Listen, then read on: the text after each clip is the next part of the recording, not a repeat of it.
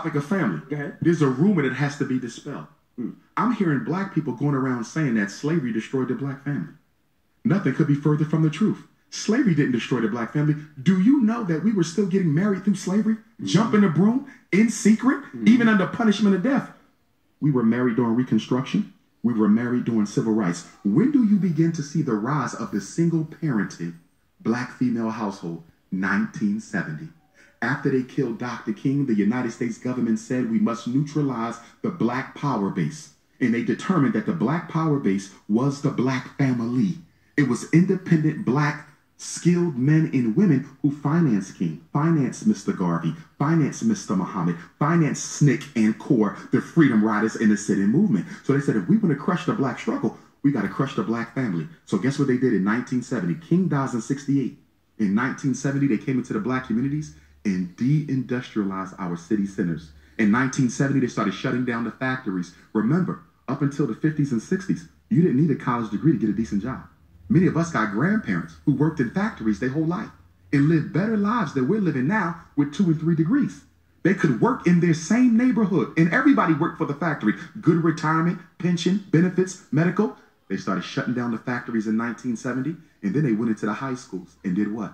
Started deindustrializing the inner city high schools. Up until 1970, you could graduate from almost any school in New York certified as a plumber, certified as an electrician, certified as a carpenter, auto body, brick mason, a welder. They took all those programs out. These are the skills that pays the bills, gentlemen. As long as you have a skill, you can always feed your family. But if all you got is college degrees, you might end up in the unemployment line. Why? Because the skills that we learn in college are not necessarily marketable to other black people. I'm a psychologist. Ain't too many black people running around looking for a psychologist to reveal all the skeletons in their closet. Yeah, you ready to talk to a white Exactly. person. So they started sending us to college instead of teaching us how to work with our hands. That was the 70s. That was the economic castration of the black male. Now let's go to 1980. The CIA comes in, cocaine import agency. They drop off crack. So now the unemployed black man who has always been a breadwinner, Envy, even in slavery, we were always the breadwinner up until 1970. Now the crack comes. You got a decision.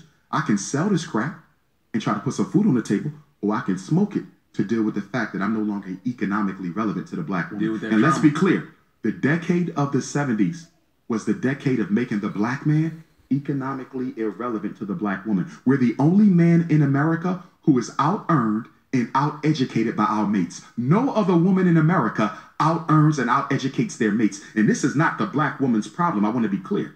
This was systematically done to make us irrelevant to our families. Then the 1990s come, Bill Clinton crime bill.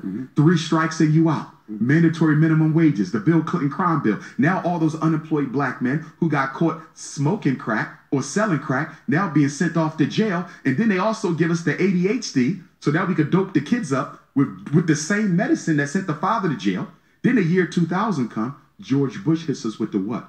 Faith-based initiative. He finds a loophole in federal law that allows you to finance churches. So now the mega churches and the medium-sized churches in the black community, Charlemagne, are being financed by the government.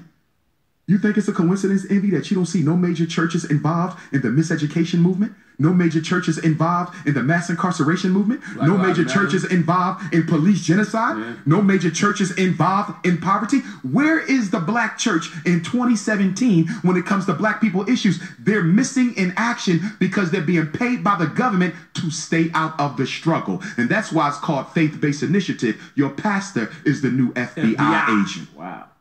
Well, where you going to tell me you going to be tonight?